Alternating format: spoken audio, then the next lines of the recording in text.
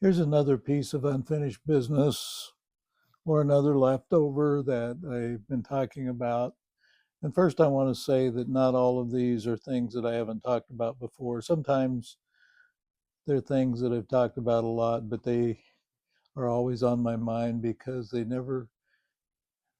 need to be said over and over again. And also, I want to say that it's not wise to take everything we hear without questioning whether it's got evidence to prove it or evidence to support it. Sometimes, in fact, a lot of times people make really rash statements and they have no credibility or no background, but we assume that they have checked it out.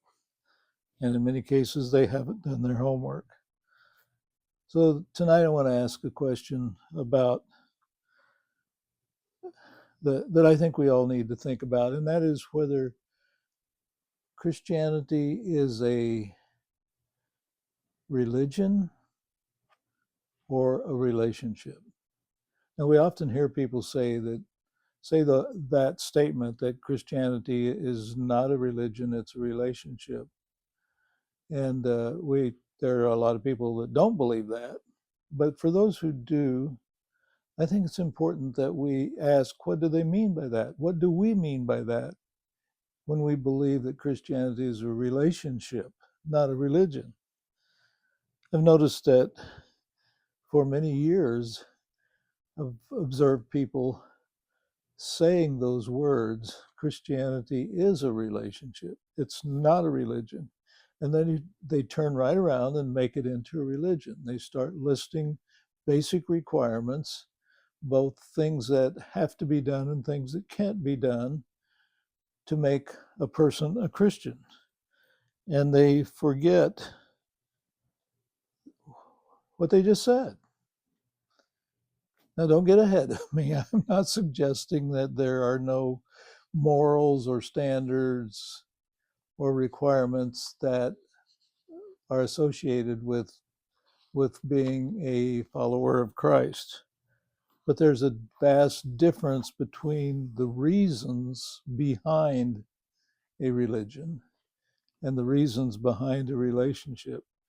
A religion, if we treat it as a religion, that imposes on God and on Christ a list of things, of minimum behaviors that are designed to keep God happy so he'll leave us alone. And so then we often ask, well, what is the basic minimum for God to leave us alone? And here's the way it works. We resist relationships. Relationships are more difficult than lists. And I know I grew up without knowing how to do relationships. So if my wife asks me to help with jobs, I would normally say, just give me a list and go away. I will do the list. And what that means is I want to do it for her, but not with her. And that's exactly how we treat Jesus. We say in so many words, tell me what to do and just leave me alone. Tell me how many hours a day I need to pray. Tell me how many verses of the Bible I need to read. Tell me how much money I need to give, and then leave me alone. But the problem is that it's not possible for me to do any of those things without him. For example, I want to prepare a Bible study to teach. Jesus doesn't need me to tell him what the Bible means. He wrote it, he inspired it, he understands it. He already knows what it means. He wants to help me to learn what it means so that it will affect me and change me, so that it will change my heart. And so that's what the Bible study is for. It's for me to join him in Him teaching me through the Bible what He wants me to learn. I can't do that alone. It can't be done alone. It is not an assignment, it is a relationship.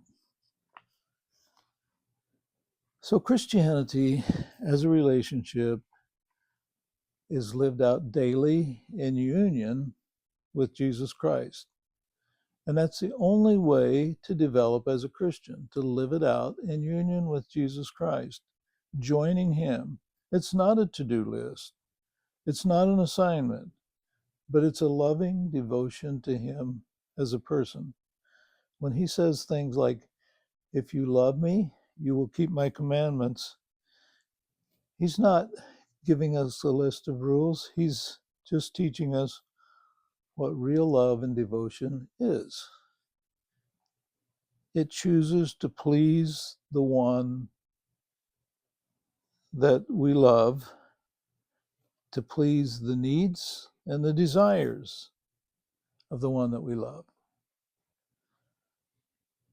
And so the more we get to know Jesus Christ, if we know Him well, I have learned, the more deeply we love Him, the more we're just amazed and impressed and thrilled with His infinite goodness and His infinite greatness. And we're very eager to spend as much time as we can with Him and do as much for Him as we can, like all of the people of the Bible times. Not just doing things for Him, but doing things with Him. The difference is that it's not a religion, it's a relationship. And that's the heart of Christianity. Do I want a list, or do I want a relationship? If I could take all of the most wonderful people that I've ever known and put them together into one person and multiply their goodness by 10 million times, I still wouldn't scratch the surface anywhere close to the goodness of Jesus Christ. After all, Jesus Christ is a person. He's not a package. He's not a list. He's not a cause. And He can change our lives. He wants to change our lives. Let me read from 1 Corinthians 13. If I speak with the tongues of men and angels, but do not have love, I have become a noisy gong or a clanging cymbal, just wasted noise. If I have the gift of prophecy and know all mysteries and all knowledge, and if I have all faith so as to remove mountains, but do not have love, I am nothing. I can just wear myself out, but without love, I am nothing. If I give all my possessions to feed the poor, and if I deliver my body to be burned, but do not have love, it profits me nothing.